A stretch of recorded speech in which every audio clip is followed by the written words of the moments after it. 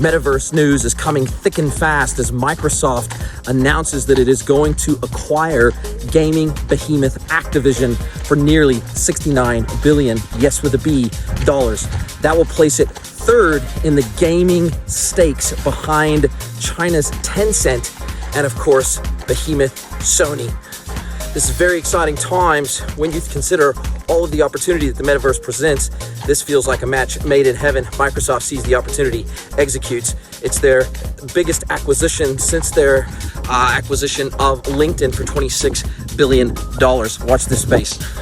Don't forget to go and check out my At the Coalface podcast on all podcast engines, where I cover off e-commerce, omnichannel, and retail tech and trends in detail.